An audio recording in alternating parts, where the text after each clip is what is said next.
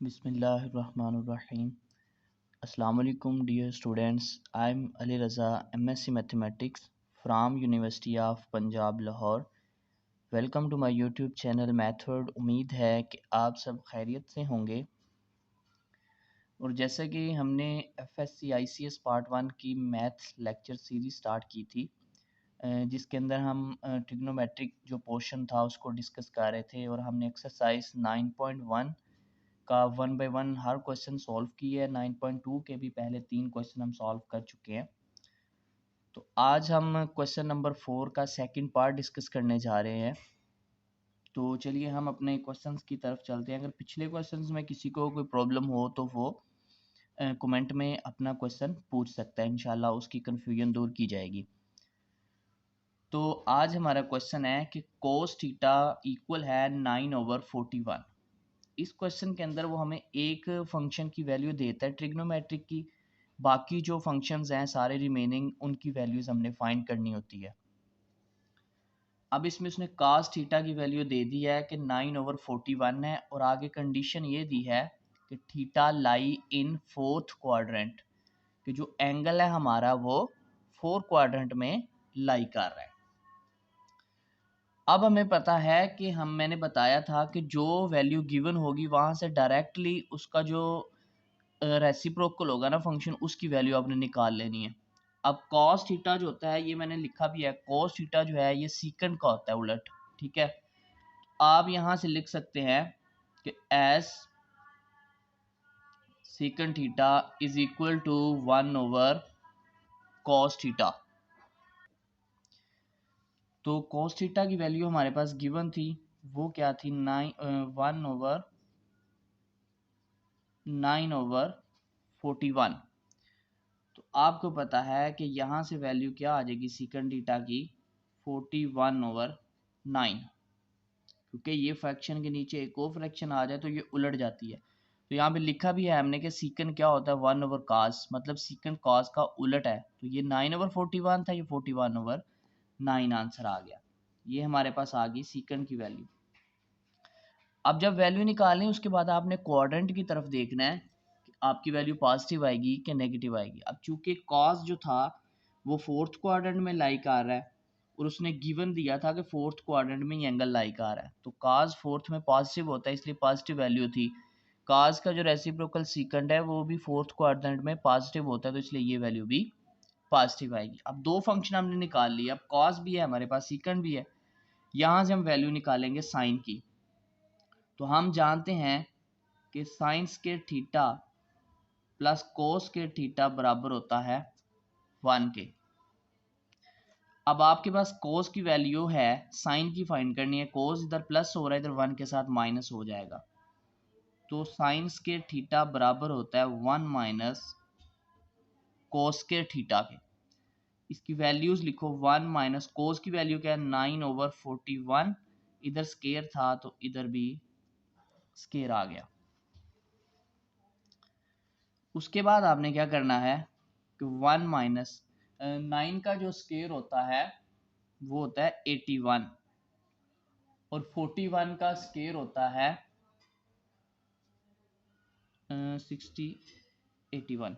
ये इसका 41 का स्क्वायर ले लेना है और 9 का स्क्वायर 81, दोनों का एलसीएम ले लेना है। अब इसके डिनोमिनेटर में कुछ नहीं है तो यही एलसीएम आ जाएगा। अब जिस वैल्यू के नीचे डिनोमिनेटर में कुछ ना हो, ये एलसीएम जो है वो हमारा डायरेक्टली उसके साथ मल्टीप्लाई हो जाता है। तो ये 1 से मल्टीप्लाई हो जाएगा, तो 1681 माइनस ये और ये एलसीएम आपस में डिवाइड होंगे तो 1 बचेगा, वो 81 से मल्टीप्लाई हुए तो 81 आ गया। इसमें से 81 माइनस करेंगे तो 1600, नीचे हमारी वैल्यू ये आ जाएगी। इधर हमारा चल रहा है साइन स्क्वायर थीटा। अब आपने वैल्यू निकालनी थी साइन थीटा की, तो ये स्क्वायर खत्म करने के लिए हम क्या लेंगे, स्क्वायर रूट लेंगे। इधर भी स्क्वायर रूट ले लेंगे, और आपको पता खुद से स्क्वायर रूट ले तो प्लस माइनस लगाते हैं, इधर भी स्क्वायर रूट लेंगे। ये स्क्वायर और स्क्वायर रूट कैंसिल, इधर क्या आ जाएगा, साइन थीटा, इधर आ जाएगा प्लस माइनस 16 जो होता है ये हमारे पास होता है 40 का स्क्वायर रूट, और ये 1060 181 681 जो है ये हमने अभी किया था, ये 41 का ही होता है। ये आ गया। अब हमारे पास वैल्यूज आ गई हैं दो, एक प्लस एक माइनस। हमने यहाँ से कौन सी वैल्यू लेनी है, वो हमें गिवन था, जैसे कि ये देखो स्टार्ट में क्वेश्चन में गिवन था कि थीटा लाइक आ रहा है 4 क्वाड्रेंट में, जबकि 4 के अंदर साइन भी नेगेटिव होता है। तो इसका मतलब यहाँ तो साइन लाई नहीं करता, तो इसलिए साइन तो सेकंड में पॉजिटिव होता है या फर्स्ट में। तो उसने क्या बोला कि थीटा कहाँ पे है, फोर्थ में। तो इसका मतलब फोर्थ में साइन नहीं है, इट्स मीन फोर्थ में साइन नेगेटिव होगा। तो फिर यहाँ से हम कौन सी वैल्यू लेंगे, साइन की नेगेटिव वैल्यू लेंगे। तो साइन थीटा हमारा किसके बराबर आ जाएगा, -40/41। साथ आप लिख सकते हैं कि theta lie in fourth quadrant, ये मेंशन आप कर सकते हैं। अब साइन किसका उलट होता है, ये आपने अभी ऊपर लिखा है, जो कि मैंने आपको बताया कि जो साइन होता है वो कोसिकन का उलट होता है, या कोसिकन साइन का उलट होता है। तो यहाँ से हम कोसिकन की वैल्यू निकालेंगे। तो कोसिकन की वैल्यू हमारे पास क्या आ जाएगी, वो साइन की उलट हो जाएगी, 41/40। अब चूंकि ये भी फोर्थ क्वाड्रेंट में नेगेटिव होता है, तो इसलिए यहाँ नेगेटिव आ जाएगा। ये आपने निकाल दी कोसिकन की वैल्यू। कॉस की थी आपके पास, आपने सीकंड की निकाली, साइन की निकाली, कोसिकंड की वैल्यू आ गई। अब आपके पास रह गए टैन और कोट, वो हम यहाँ सोल्व करते हैं।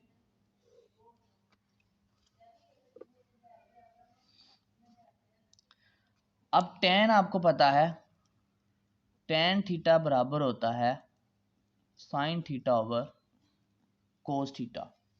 साइन थीटा की वैल्यू आपके पास है वो क्या, -40/41, और कोस की वैल्यू क्या थी, 9/41।